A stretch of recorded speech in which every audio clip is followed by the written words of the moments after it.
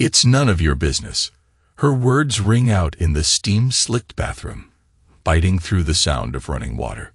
I stand at the threshold, chest tight, mouth suddenly dry, every cell of my body awake.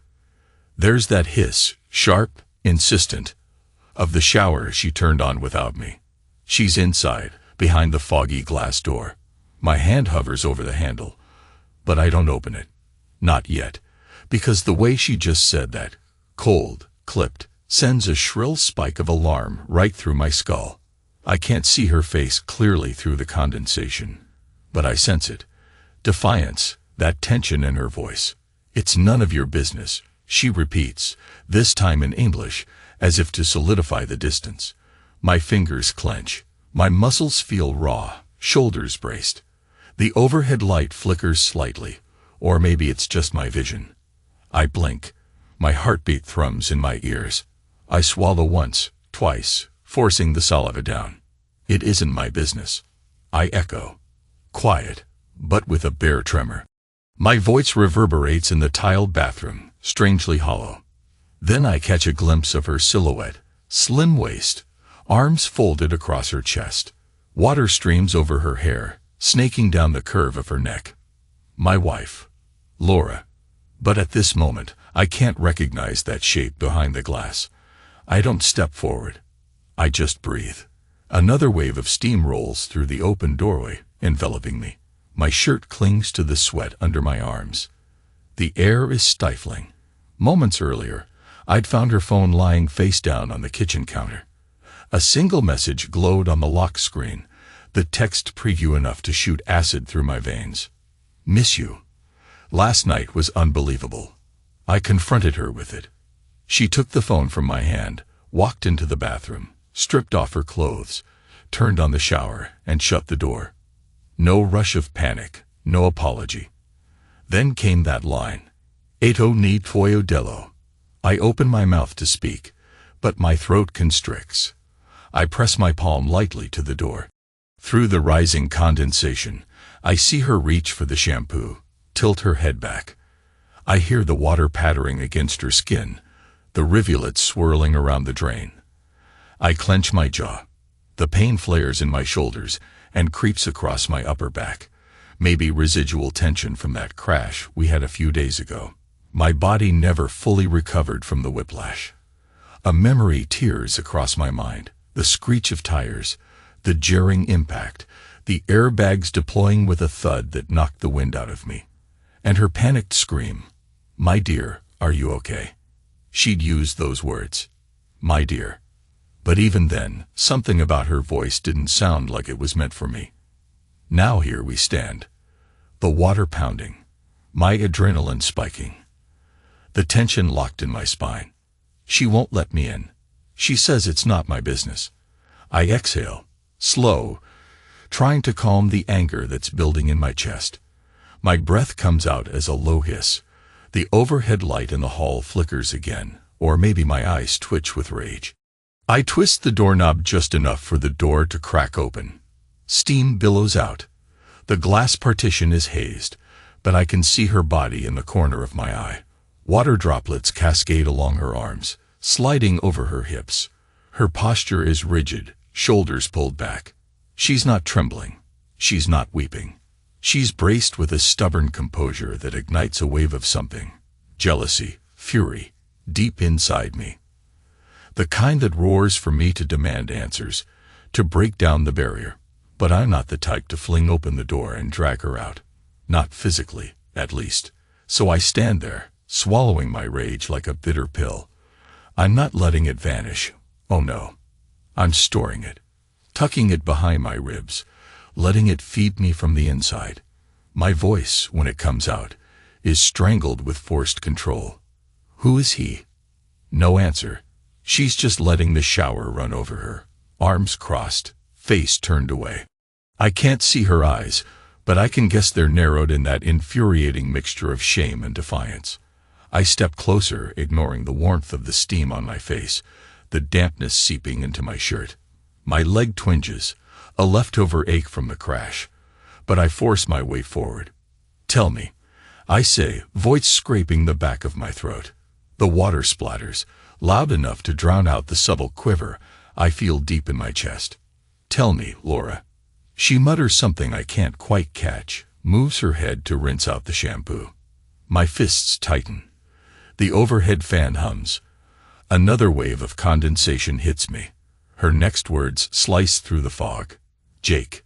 That's all she says. A single name. The final piece that unlocks the door to my darkest suspicions. Jake. The IT consultant she'd mentioned in passing. Jake, the exciting, high-energy risk-taker who swings by from Chicago. Jake, with the easy grin and the restless swagger. I'd seen him once, outside her office building, handing her a coffee as they chatted. The tension inside my skull ratchets up a notch. She doesn't elaborate. She doesn't need to.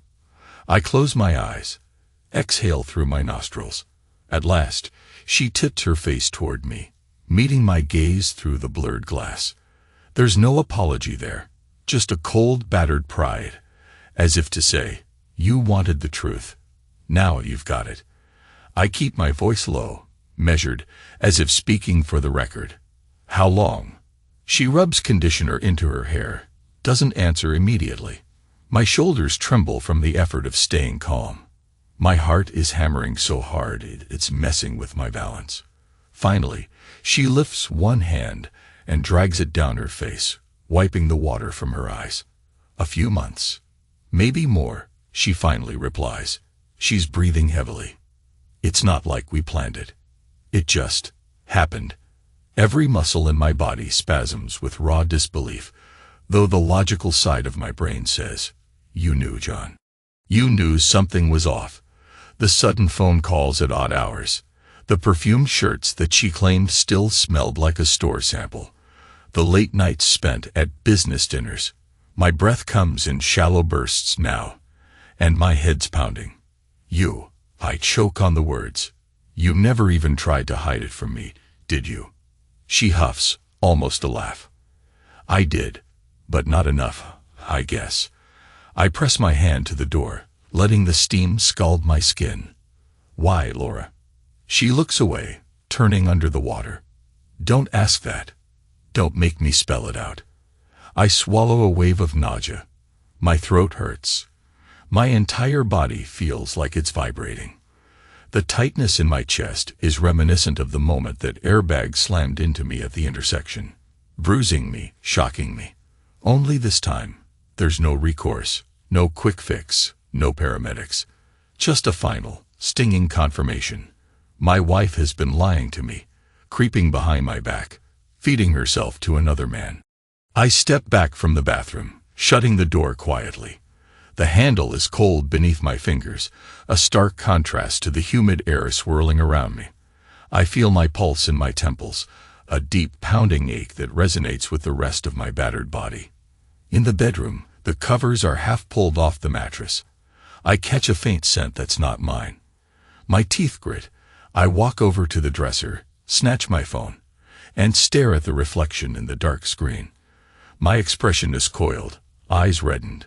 A million thoughts swirl, but one keeps surfacing. She was with him, right here. In my bed. Possibly. Or maybe they used a hotel. Does it matter? The bed is ours. The sheets are ours, and yet something about them feels tainted, foreign. My chest heaves. I'm not a man prone to violent outbursts. I've never struck her, never thrown a punch in anger. But right now, I want to break something. I want to slam my fists into the mirror until it shatters. My body is screaming for release. The physical pain from the crash was bad enough. Now, my soul feels shredded. Betrayal slices deeper than any seatbelt bruise. I cross the room. Each step stabs at the tension in my legs. I'm breathing heavily, controlling the urge to erupt. My voice trembles as I speak into the emptiness, as if documenting everything for a judge who can't see the scene. My name is John Davis. I found out today that my wife has been with another man for months. She's in the shower right now. She told me it's none of my business. Hearing the words out loud makes them more real. I grit my teeth, push out a hiss of air. The overhead fan in the bathroom shuts off. The water squeaks to a halt.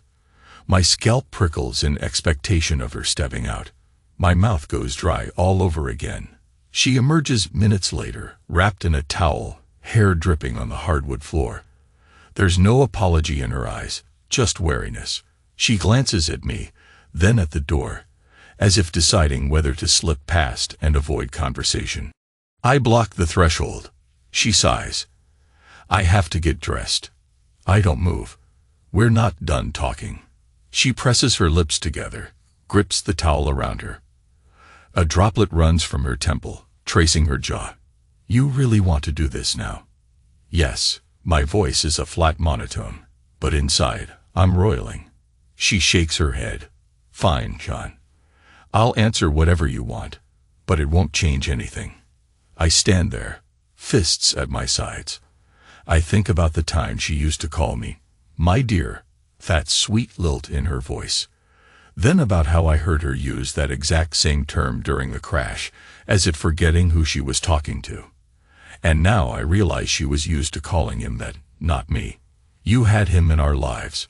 I begin, forcing my tone to remain level. You brought him into your space, mentally, physically. You lied to me. Told me you were at dinners or marketing conferences. Meanwhile, you were off with him. She closes her eyes, as if pained by every word. John, I'm sorry you're hurt. Save it. I can't bear the half-baked sympathy in her voice. Let me guess.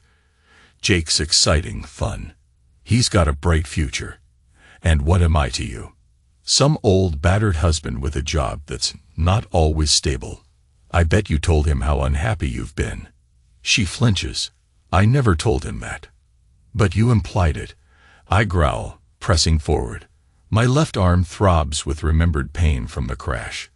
Did you, or did you not, feed him lines about how your husband isn't fulfilling you? That you need more spark in your life? That your marriage is stifling? She exhales. John, it's complicated. It's not. I snap, and my voice echoes off the bare walls. It's the oldest story in the book. You got bored. He offered excitement. You took it. She steadies herself, then lifts her chin. And what about you? You've been distant for months, burying yourself in your writing, editing other people's words while ignoring your own life.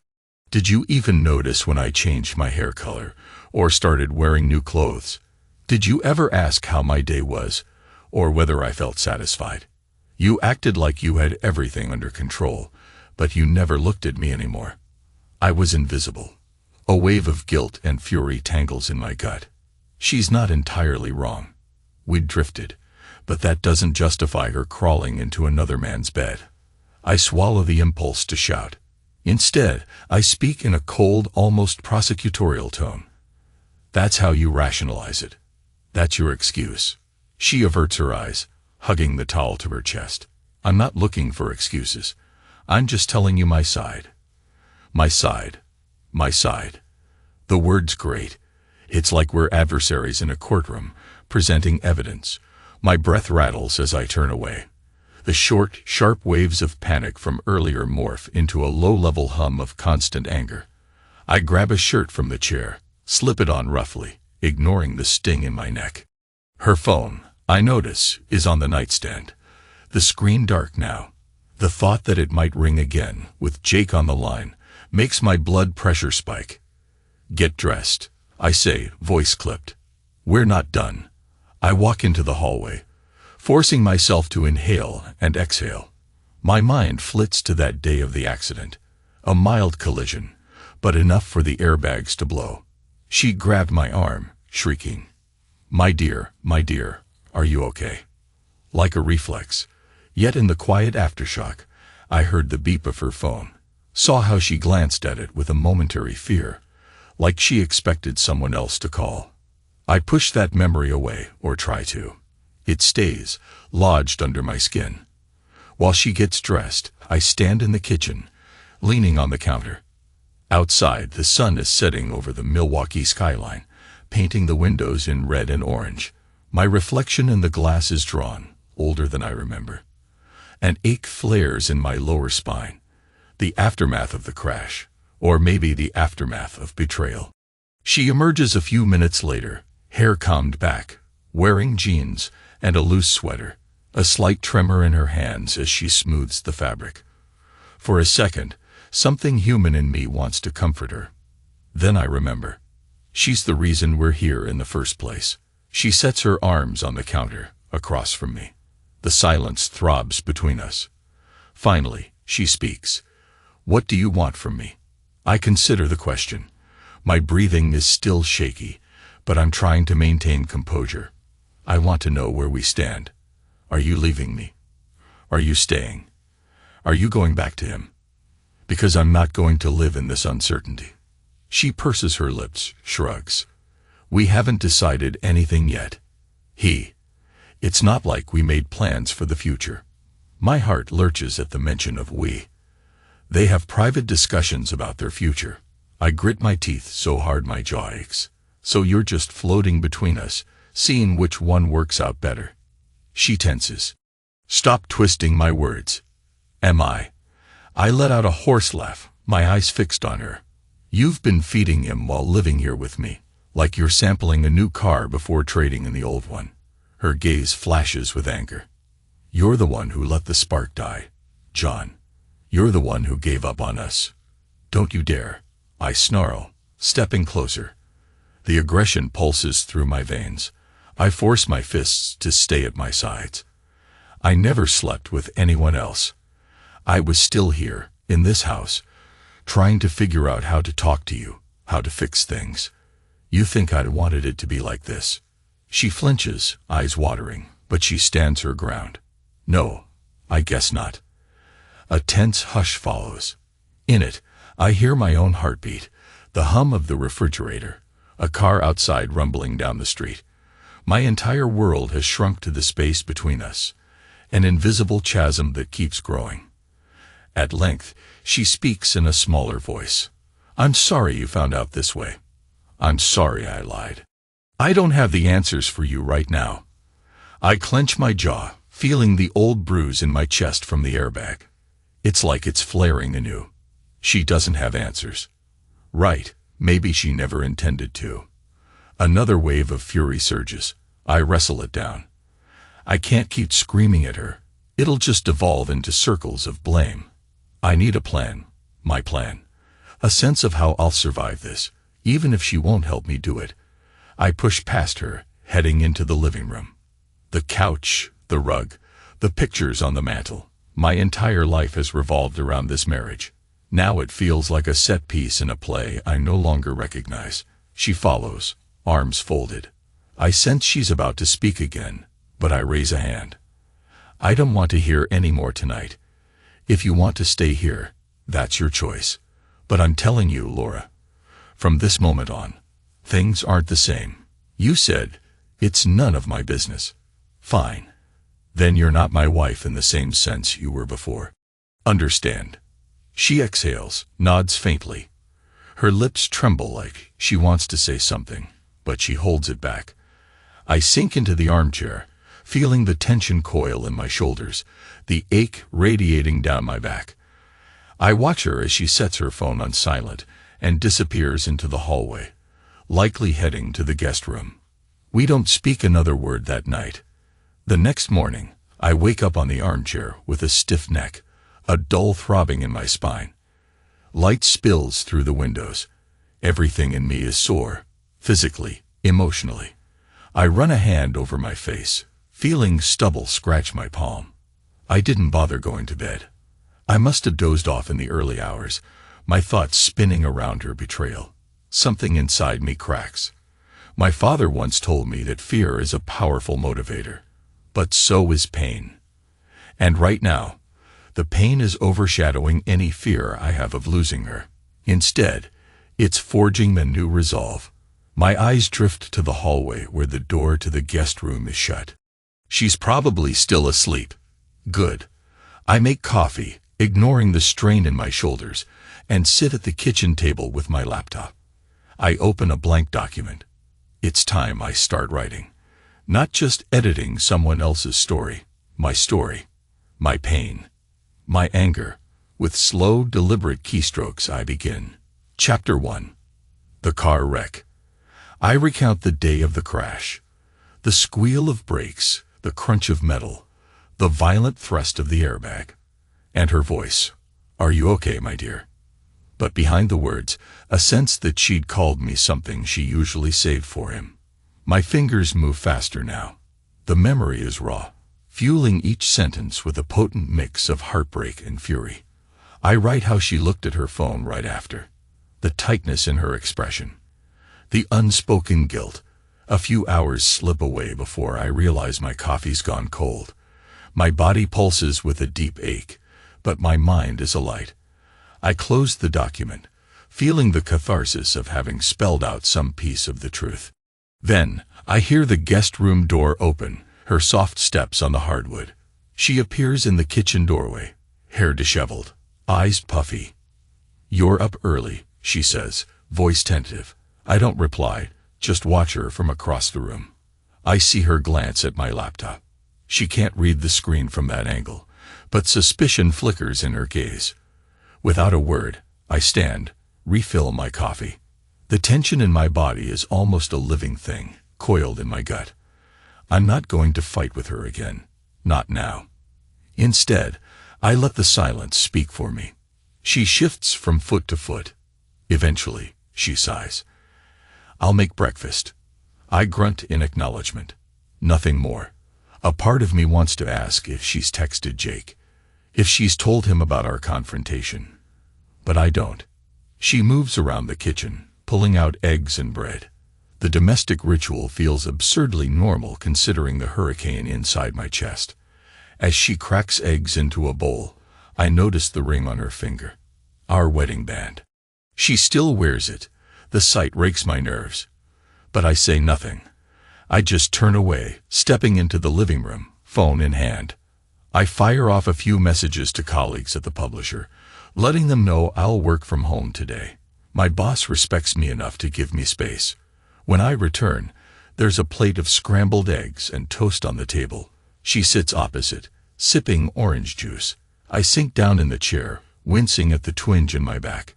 We eat in silence. Despite everything, I'm hungry. And the eggs are good, lightly salted, the way I like them. But the bitterness in my heart makes every bite taste like sawdust. "John," she begins after a while. "I have to go into work soon. We have a campaign launch next week." I nod, not looking up. "Go," I say more harshly than I intend. "You do what you need to do." She flinches, then sets her fork down. "I'm sorry," she whispers, voice trembling. I don't respond. I'm not ready to accept her apology, if it even is one. She hesitates like she wants to say more, but I remain silent, swirling the eggs around my plate. Eventually, she collects her things and leaves. The door closes behind her with a soft thud. I exhale sharply, pressing my hands to my temples. My stomach twists, the dull ache in my chest intensifying. I flip open my laptop again. Another page, more words. I channel my rage into the text. If I can't scream, I'll write. Maybe that's how I'll keep my sanity. In the following weeks, we live under the same roof but in separate worlds. She comes home late. If she tries to speak, I answer in monosyllables. I'm not ready to talk. The anger hasn't diminished, only settled into a colder, more calculated form. My injuries from the crash still bother me. Headaches, twinges in my back that cause my posture to stiffen. I see a doctor once. He prescribes mild painkillers and physical therapy. I skip most sessions. The pain, in a twisted way, fuels my writing. Reminds me of what I'm fighting through. At night, I fill pages of my new manuscript, scribbling notes about a woman who slowly, methodically drains her husband's will while secretly nurturing another man. I write about the husband who sees, who knows, but keeps quiet, letting the tension coil around his heart. The words flow too easily, as if my subconscious has been drafting this story for months. One evening, she finds the rough pages scattered across my desk. I'm in the kitchen, washing up, when I hear the rustle of paper, her sharp intake of breath. Then, "What is this?" I lean in the doorway, crossing my arms. A draft. She flips through the pages, face paling. You wrote about me. About us. It's fiction, I reply icily. But if you see something familiar, maybe that says more about you than me. Her hands shake. She reads a line. She murmured the other man's name in her sleep, while her husband lay awake, silent and alone. I can see her chest rising and falling. She meets my eyes, fear etched in her features. You knew, she breathes. I suspected, I correct. Now I know.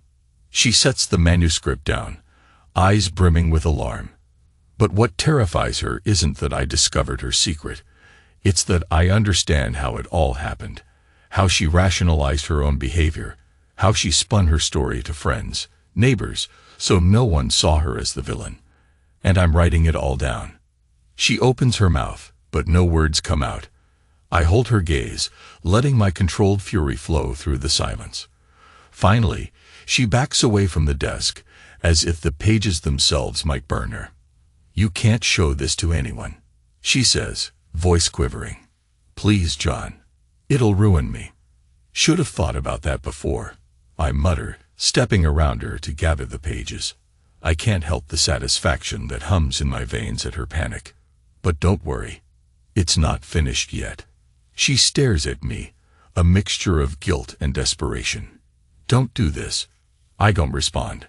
Instead, I walk out of the room, pages clutched in my hand, my heart pounding. In that moment, the dynamic shifts. I'm no longer the clueless husband. I'm the author of her downfall if I choose to be. It's a cruel power, but it's mine. A few nights later, I start dropping hints to friends, neighbors, even a few mutual acquaintances. Nothing blatant, just small insinuations. Have you noticed how Laura looks at me like I'm the one intruding in my own home? Or, strange how she always says I'm smothering her, yet she's the one who stays out until midnight. My remarks float through our social circle like dust in a drafty room. Before long, people start glancing at her with new eyes, suspecting the cracks in her carefully curated image. I do it not out of pettiness alone, but because I'm done protecting her narrative. She wanted secrecy. She demanded I stay out of her business. Now the question arises in hushed tones. Maybe she's the one chasing after someone else. Maybe John's the one who's been used all this time. One afternoon, I run into our neighbors, a retired couple who always wave when I'm out for a jog. The wife murmurs sympathetically, "We heard you two might be having a rough patch. Is everything okay?" I shrug, offering a sad smile. She tells people I'm following her around, but maybe it's the other way around. You know how rumors start. And with that, I plant the seed. Let it grow. Word spreads. My father, from whom I've always kept emotional distance, calls me. "What's going on, son? I heard some talk from your mother. Something about Laura. Messing around." His voice is cautious, uncertain how to approach. I grip the phone, forcing calm. "There's a lot going on, Dad. I'm handling it. But thanks for checking in." He exhales. "You know we're here if you need anything." The conversation ends. I set the phone down, a swirl of emotions churning inside. Family. Friends. Everyone's starting to see behind the curtain. Laura tries to counter it. She tells them I'm paranoid, that I've been controlling. But suspicion once seated is hard to uproot.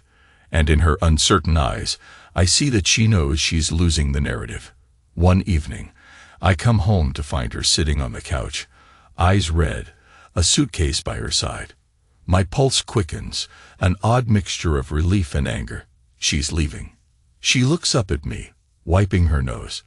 "I can't stay here, John. It's like living under a microscope. You're turning everyone against me." I meet her gaze, trying to muster some empathy and failing. "I'm just speaking my truth." She gestures to the suitcase. "I'll go stay with a friend for a while. Let things cool off." "And Jake?" I ask, voice tight. "You moving in with him?" Her expression crumples. "No. I don't know. We haven't. He's traveling. Consulting in New York. He doesn't even know what's going on here. A bitter laugh escapes me. He'll find out soon enough. She nods, face grim. Then, in a shaky voice, "You used to love me." I stare back, heart pounding in my chest. Without another word, she heads for the door. It closes softly behind her. And then, she's gone. I stand there in the living room, letting the quiet settle over me. The echo of that final click reverberates, final and strange. My breath comes in ragged bursts. The house feels simultaneously huge and claustrophobic. I never thought I'd see the day she walked out with a suitcase under her arm, not even to stay with me or to go to him, but somewhere else entirely. We're truly in limbo now. I realize something in that moment. Fear is gone. The dread of losing her, the anxiety of confrontation. She took all that weight with her when she left. It's almost a relief, if not for the searing heartbreak right beneath my ribs. I shut my eyes, letting the sting wash over me. I feel the bruise on my chest again, the seatbelt's imprint, the twinge in my neck. Like each physical ache is a reminder that I'm still here, still alive, still capable of feeling. Days bleed into each other.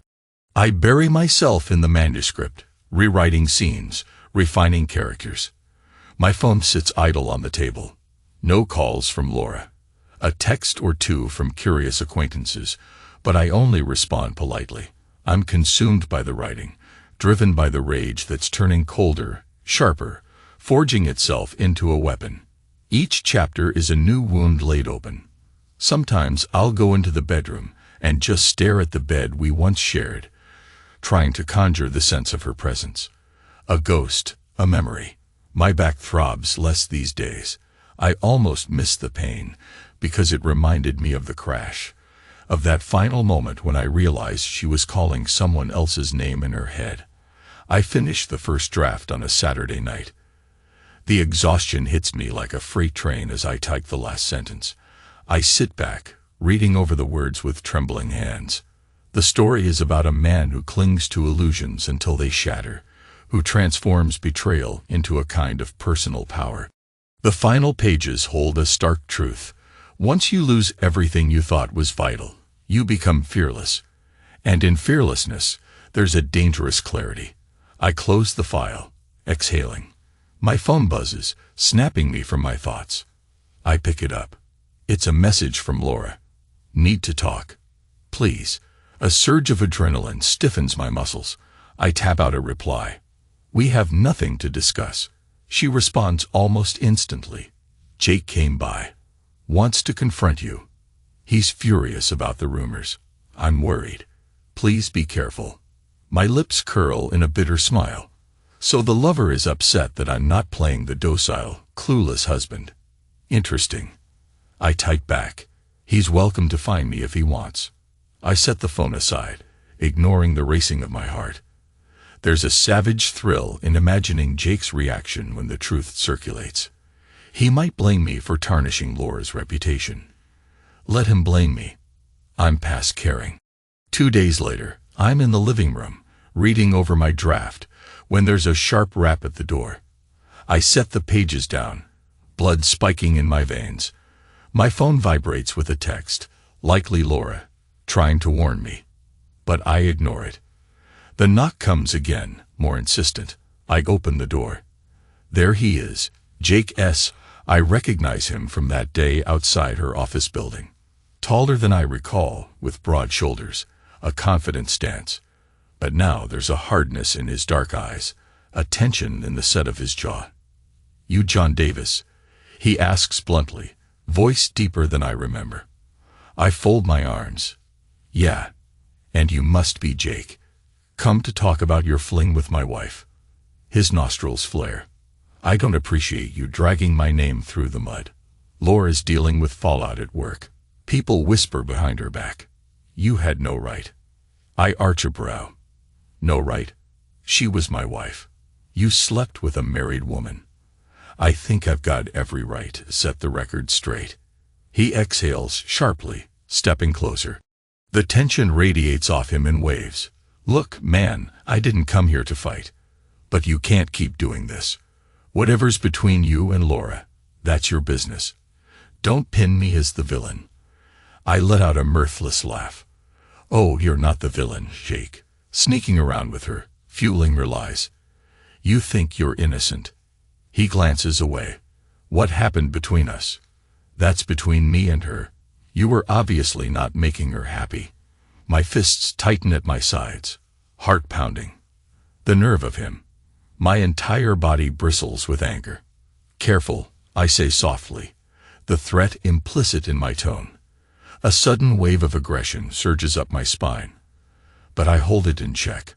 I'm not going to brawl him in my doorway. I have too much self-control, or maybe just too much pride. He snorts, folding his arms across his chest. You're hurting her more now, humiliating her in front of everyone. If you cared about her at all, you'd stop. Maybe I don't care about her feelings anymore.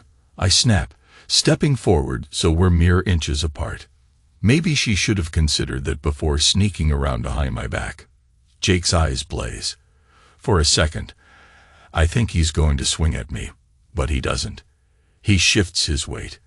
Fine, you do what you want, but if you keep harassing her, I'll step in. Harassing her. My laugh is hollow, echoing through the hallway. She slept with you. She lied to me.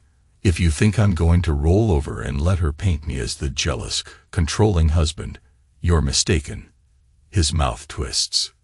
Then we're done here. Looks like it, I say, refusing to break eye contact.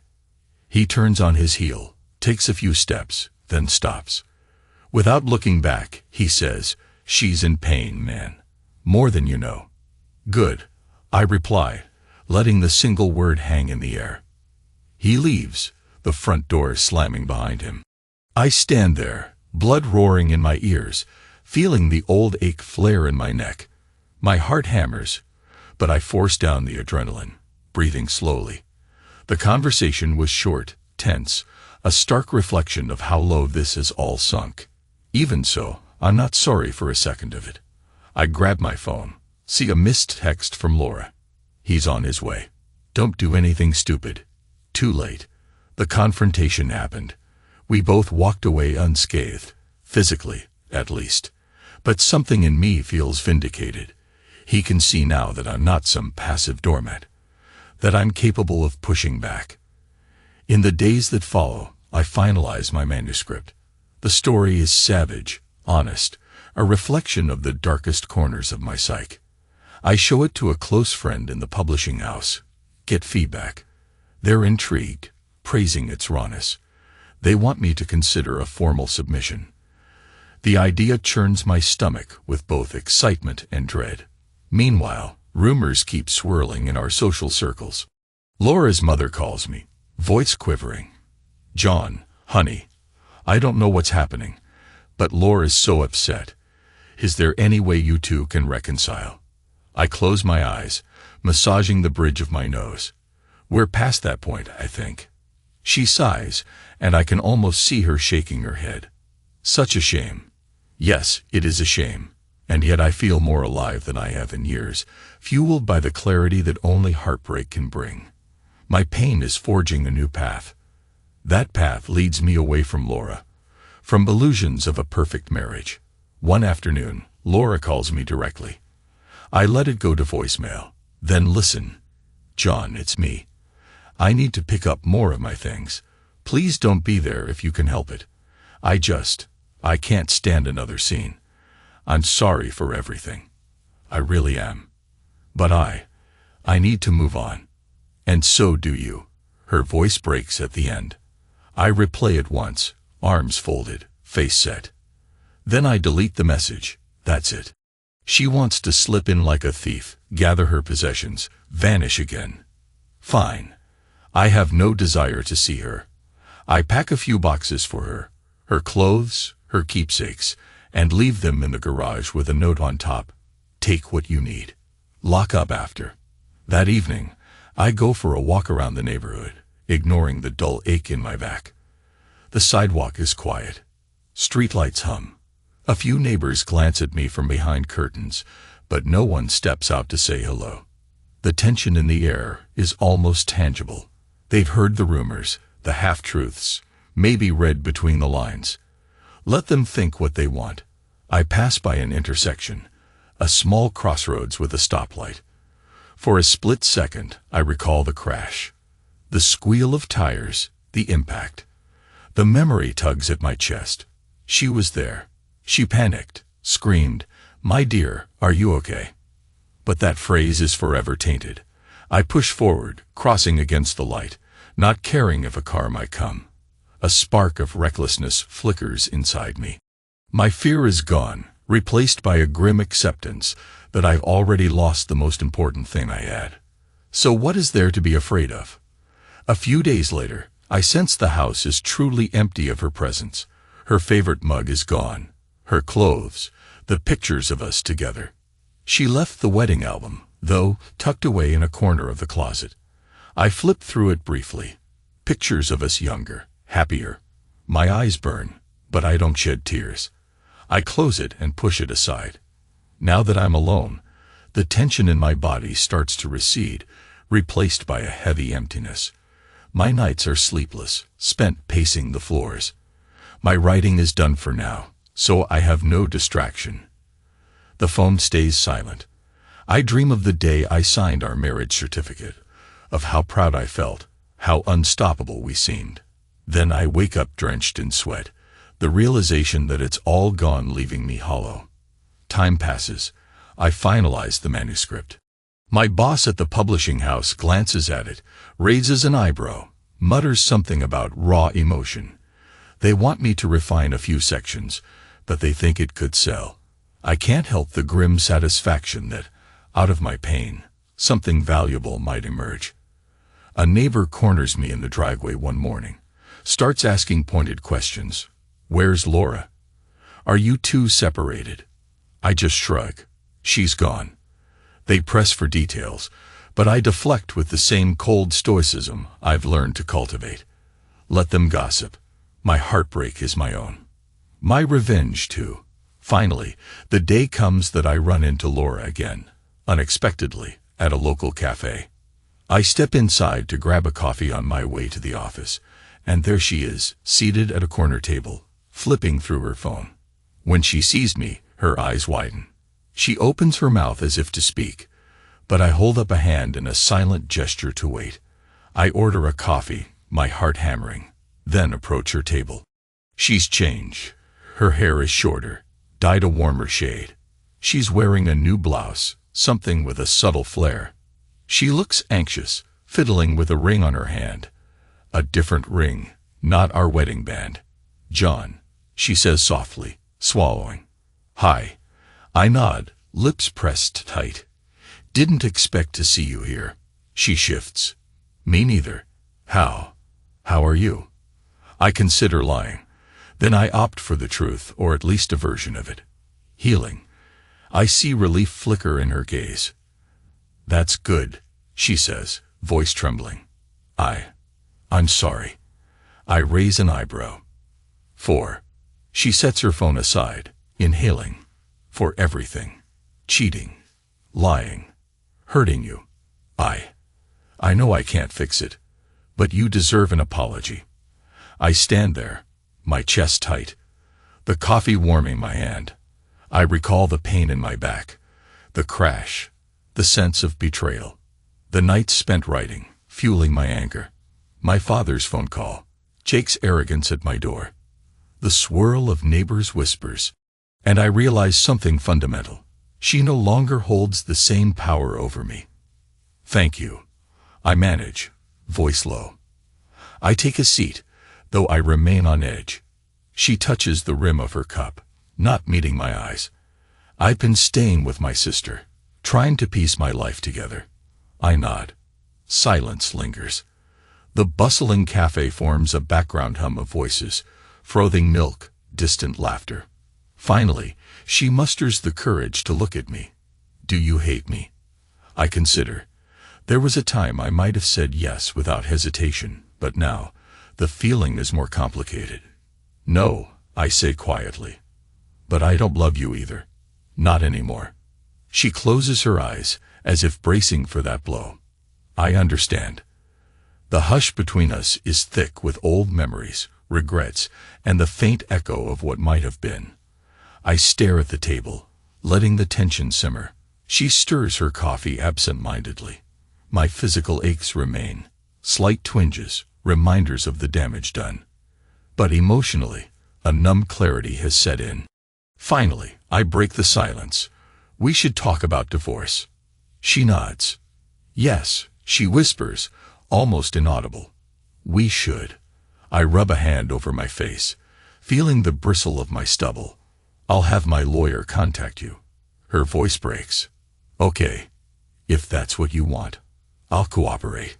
My phone buzzes in my pocket, and I glance at it. An email from my publishing colleague, probably about the final draft. I slide it away, looking back at Laura.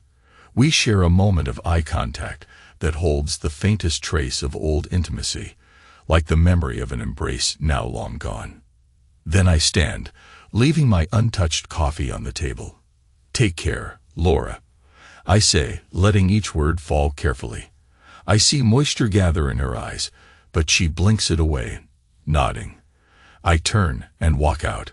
My steps are slow, deliberate, and with each stride, I feel the last vestiges of fear dissolve, replaced by a resolute certainty. We're finished. That night, I sit alone in the living room, a single lamp illuminating the typed pages spread across the coffee table. The final draft of my manuscript. The story is done. I wrote it for myself, to exorcise the betrayal. But the voice in my head says it's bigger than me now, something others might read, might see themselves in. There's comfort in that, knowing I'm not alone in this experience. Betrayal is ancient, universal. I run my fingers over the final page. In the story, the husband loses everything, his illusions, his trust, his marriage, but finds a brutal freedom in that loss. I realize that's me. Stripped, battered, but strangely liberated. My phone pings, an email notification from the publisher. I sip a tumbler of whiskey, letting the amber liquid burn down my throat. My body is still stiff from the accident. Certain movements remind me of that collision. But the fear is gone. The question mark that haunted me, what if she's lying to me, has been replaced by a cold, undeniable truth. And truth, as painful as it is, sets me free. I set the glass aside and stare into the shadows. The memory of her voice from the crash echoes in my head. My dear, are you okay? But in the silence of my empty house, I realize it doesn't hurt anymore. It's just an echo, a faint imprint of a life that's no longer mine. The final words of my manuscript come to mind. I whisper them under my breath, voice low and steady. When you lose what you thought was everything, there is no fear left, only clarity. And in that clarity, I am alone. And somehow, that no longer feels like the end of the world. The house remains quiet, the emptiness stretching around me. I take another sip of whiskey, close my eyes, and let the hush wrap around me like a second skin. I survived the crash. I survived her. And now I'm stronger, in the quiet aftermath, than I ever was before.